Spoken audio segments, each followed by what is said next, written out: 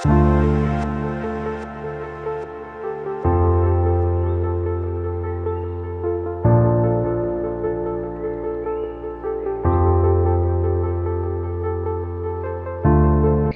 my name is Luan Dao, and I am the project director for the NEH-funded CARE project. So my name is Sine Hwang Jensen. I work at the UC Berkeley Ethnic Studies Library. I'm the Asian American Studies and Comparative Ethnic Studies librarian, and I've been here since 2015. This project actually emerged out of the volunteer work of alumni and alumna from UC Berkeley to capture the stories of Asian American community members impacted by COVID-19 and anti-Asian hate. And so the CARE project then partnered with specific organizations and did an intergenerational oral history and archival project with our community partners. So the CARE project is essentially focused on conducting oral histories with Asian American elders, as well as inviting them to offer any artifacts or photographs to be scanned and added to our archives. So the Ethnic Studies Library is going to be the final home for the oral histories and the scans of the artifacts. I think this project is so unique for a number of reasons.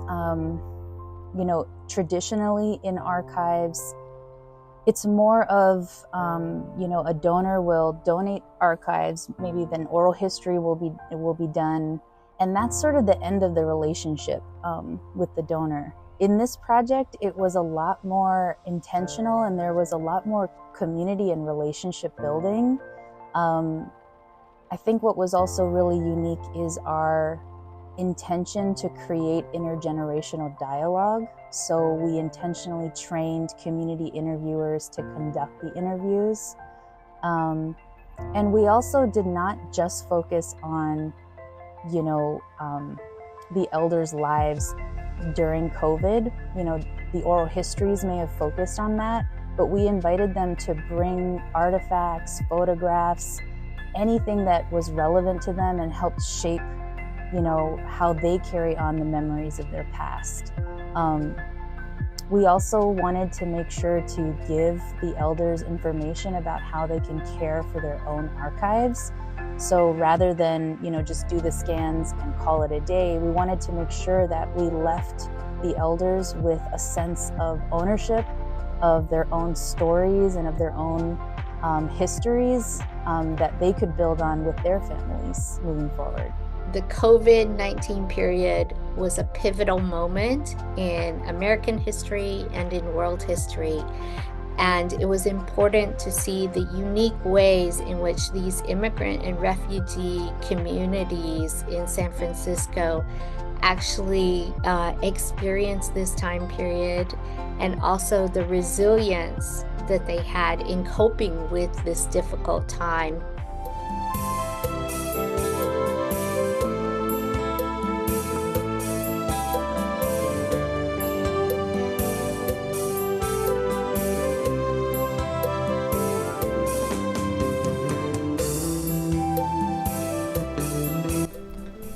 Sabaydi. My name is Jantanom Unkeo. I am a project director for Lao Seri Association, the self-help group for Laotian in San Francisco. I have been working for Lao Seri for more than 35 years. My name is Mary Roque. I am the Operations Manager and Data Collection Specialist of the Bayanihan Equity Center, and I've been with the organization for 11 years. So my name is Luisa Antonio. I am the Executive Director of the Bayanihan Equity Center, and I have been with the organization for 25 years. We were very happy to hear about the CARE project. We thought it could give us a different opportunity to help our senior and not just social services, to get involved in the project that can listen to them and value their culture and experiences. So BEC was first introduced to the CARE project by Dr. Marilyn Wong, and Dr. Marilyn Wong had discussed the sort of vision and mission of the CARE project. And after learning about the AAPI Community COVID Archival Project and hearing the foundation they've already built, and so we already knew that it was going to be a great partnership with UC Berkeley. Also, we just felt that it was a really needed project for the community given COVID-19 pandemic. There was a lot of traumatic events that happened, so it's really important to sort of archive those stories and hopefully learn from them. The older adults that have participated in the program were able to do a couple of things. Number one, to share their story in such a way that I would say very personal to them. As I've said before, not a lot of people have the same experience with COVID-19. Some is just shelter in place, to some they really lost a loved one. So those are stories that are very personal to them. And for them to be able to come to a place that they truly trust, not only just the workers, but trusting that the workers will bring in people who will be able to respect and listen, that was valuable to us. Trust is very important, especially with elders.